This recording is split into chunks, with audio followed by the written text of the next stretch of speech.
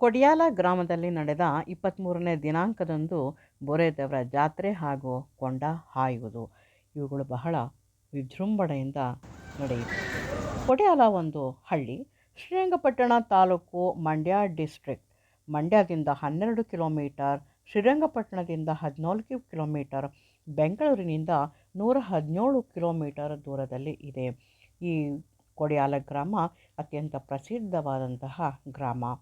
ಬೇಸಿಗೆ ಪ್ರಾರಂಭವಾಯಿತೆಂದರೆ ಎಲ್ಲ ಹಳ್ಳಿಗಳಲ್ಲೂ ಊರುಗಳಲ್ಲೂ ರಥೋತ್ಸವ, ಜಾತ್ರೆ, ಊರ ಹಬ್ಬ, ಕೊಂಡ ಹಾಯುವುದು ಇಂತಹ ಹಬ್ಬಗಳು ನಡೆಯುತ್ತಿರುತ್ತವೆ.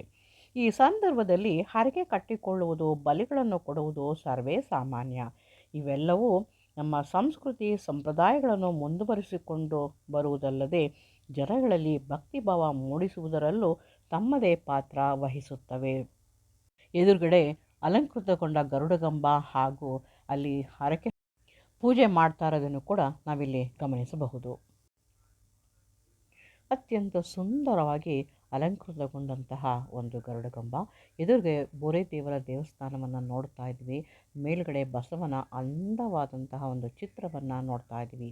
ಇಡೀ ಊರು ದೀಪಾಲಂಕಾರಗಳಿಂದ ಜಗಮಗಿಸ್ತಾ ಇರುವುದನ್ನು ಕೂಡ ನಾವಿಲ್ಲಿ ಗಮನಿಸಬಹುದು. ದೇವಸ್ಥಾನದ ಒಳಭಾಗದಲ್ಲಿ ಆ ಕಂಬಗಳಿಗೆ ಹೂವಿನಿಂದ ಅಲಂಕಾರ ಮಾಡಿದ್ದಾರೆ. ಇಡೀ ದೇವಾಲಯ ಕಲ್ಲಿನಿಂದಲೇ ಕಟ್ಟಿರುವಂತಹ ಒಂದು ದೇವಾಲಯ, ಅತ್ಯಂತ ಪ್ರಾಚೀನವಾದ ದೇವಾಲಯವೂ ಕೂಡ ಹೌದು. ಇಲ್ಲಿ ಎದುರುಗಡೆ ಗರ್ಭಗುಡಿಯಲ್ಲಿ ಕಾಣುವ ದೇವರು ಕೂಡ ನಮಗೆ ಅಲಂಕೃತಗೊಂಡಿರೋದು ಕಾಣ್ತಾ ಇದೆ. ಗರ್ಭಗುಡಿಯಲ್ಲಿ ಅತ್ಯಂತ ಸುಂದರವಾದಂಥ ಶ್ರೀ ಬೋರೆದೇವರ ವಿಗ್ರಹವನ್ನು ಕೂಡ ಇಲ್ಲಿ ಪ್ರತಿಷ್ಠಾಪಿಸಿದ್ದಾರೆ. ಊರ ದೇವತೆಗಳ ದೇವಾಲಯ, ಮಾರಮ್ಮ, ಚೌಡೇಶ್ವರಿ ಆಲಯಗಳು ಕೂಡ ಇಲ್ಲಿ ಇವೆ.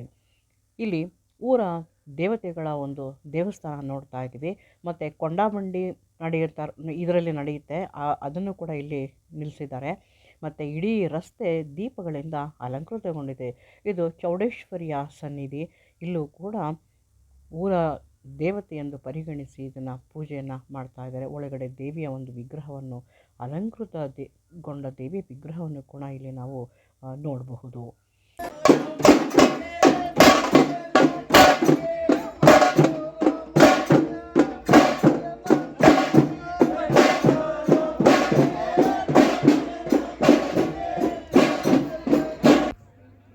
ಎದುರುಗಡೆ ಕೊಂಡ ಹಾಯೋದಕ್ಕೋಸ್ಕರ ದೊಡ್ಡ ದೊಡ್ಡ ಮರದ ದಿಮ್ಮಿಗಳನ್ನು ಇಟ್ಟು ಅದಕ್ಕೆ ಬೆಂಕಿಯನ್ನು ಅದು ಹದವಾಗಿ ಉರಿದು ಕೆಂಡ ಆಗುವಕ್ಕೆ ಸ್ವಲ್ಪ ಸಮಯ ಕೂಡ ಇಲ್ಲಿ ಬೇಕಾಗುತ್ತೆ.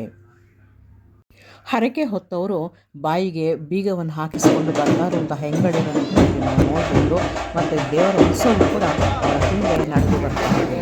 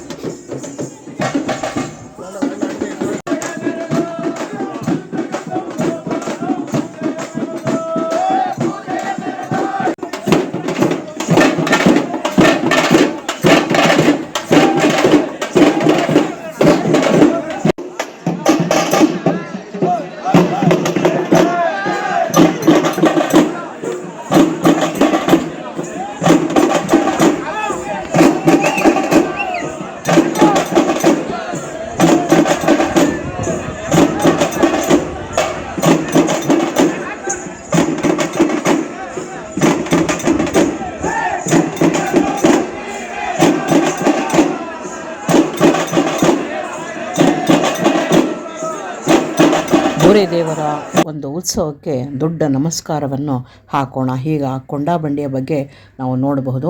ಇಲ್ಲಿ ಬೆಂಕಿಯನ್ನು ಹದವಾಗಿ ಹರಡಿದ್ದಾರೆ. ಮತ್ತು ಇನ್ನು ಸ್ವಲ್ಪ ಹೊತ್ತಿನಲ್ಲಿ ಇಲ್ಲಿ ದೇವರು ಬೆಂಕಿಯಲ್ಲಿ ನಡೆದುಕೊಂಡು ಹೋಗುವುದನ್ನು ಕೂಡ ಇಲ್ಲಿ ನೋಡಬಹುದು. ಎದುರಿಗೆ ದೇವಸ್ಥಾನ, ಪಕ್ಕದಲ್ಲಿ ಹರಕೆ ಹೊತ್ತಿರುವ ಬಾಯಿ ಬೀಗ ಹಾಕಿಕೊಂಡಿರುವಂತಹ ಮಹಿಳೆಯರು ದೀಪಗಳನ್ನು ಬೆಳಗಿಸಿಕೊಂಡು ನಿಂತಿದ್ದಾರೆ.